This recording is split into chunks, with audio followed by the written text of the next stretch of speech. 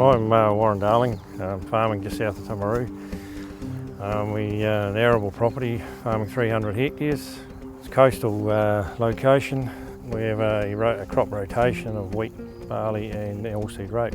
Yeah, it's done on tonnes per hectare, and at the moment it's held by an English farmer at 12.2 metric tonne per hectare. Well, after last year's harvest, our yields were up reasonably high, and it was just a bit of a joke one day. We decided to just see if there was a world record, and at that stage when we checked on it, we were only a tonne per hectare behind the record at that stage. So we sort of thought, well, with a bit better management, we could actually probably, and a favourable season, we could get up to that. I guess it's the Olympics of growing grain, or growing barley in this situation. So to come out on top of the world, hopefully after today we'll know whether we've got there. I'm Greg Carr and I'm the founder of the Carr Group, and my day-to-day role is Managing Director of the Class Harvest Centre. Our company specialises in farm machinery. Our big focus is on combine harvesters for the arable farmer. We've sort of always been here to help Warren if anything was needed, make sure the drill was right, supply to Warren a bicon fert spreader, which allowed the variable rate for fertiliser application, which has allowed him to get hopefully a more even yield. When Warren mentioned that he was going to go for it, we had to make sure the drill was set up correctly and was going to get down to the seeding rate he wanted, but we went back to the factory and ultimately got that sorted, which Warren was happy with.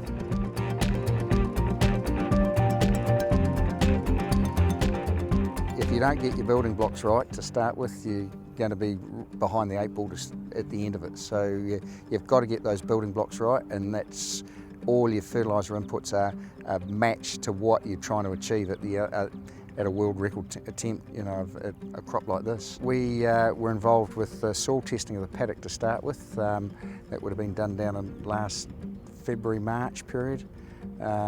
Then did the recommendations for what fertiliser was to put in for the paddock. Well, I think it's great. The wheat record down in Southland and now a barley attempt here in Canterbury is fantastic. It shows that New Zealand arable farmers have got the ability to do it, and attention to detail is fantastic.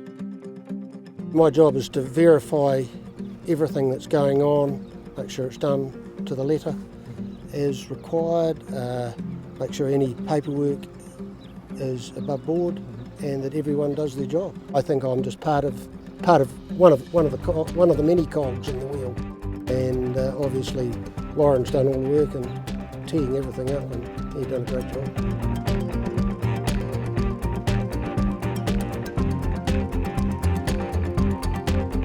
Today is really just about being here to have the plan that we've signed off. The area itself has to be certified by a licensed surveyor. So we have a series of control marks that we've checked onto, and the area is orientated in relative to that local circuit, which is in this case Timaru 2000. It's fantastic. It's great for South Canterbury, great for the landowners and great for everyone involved. Rabobank's sort of been a banking partner with the Darlings now for over eight years. And over that time we've seen the Darlings fine-tune their farming systems, and that in terms of the increasing their productivity but keeping a lid on their costs to do that. The key thing for us is that they've been able to increase productivity in a sustainable and environmentally friendly way. For Rabobank, one of our core values is that sustainability, and to be able to potentially get this record in a sustainable way is really gratifying for us. We started working before the seed was actually in the ground, because what Bayer does, we have a great range of seed treatment programs. So it's a fungicide and insecticide that's attached to the seed. It protects the young germinating seed and the seedling from early disease and from insect pests. So really the preparation started before the crop was actually in the ground here. If we look into the future, and if we take a bit of a global perspective, we've got 7.5 billion people in the world at the moment. In 2050 it will be about 9 billion people. Everyone wants seed. We have to provide healthy food and sustainable food for a growing population. And high yields like we've seen here will contribute towards that. Well, through Canterbury Seed and my agents here, I've been working with Warren for 3 years. on developing our varieties here in New Zealand. At this kind of yield level, you need to tailor the agronomy specifically to the variety.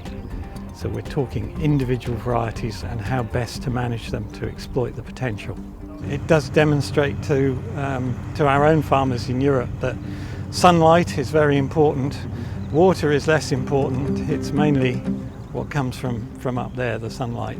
It's pretty near perfect as far as I'm concerned. If I wrote the textbook and said what we needed, this would be pretty close. My role with Warren would be, originally it was probably start with choice of variety, type of fertiliser we put in the program.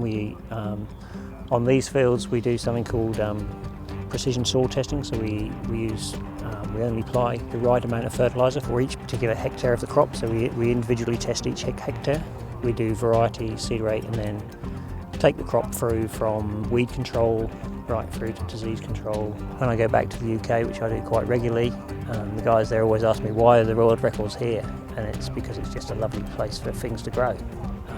We get these lovely clear bright sunny days, and combination of that, especially here being by the coast, a little bit cooler, that combination is just ideal for growing cereals, and in fact ideal for growing most things, to be honest.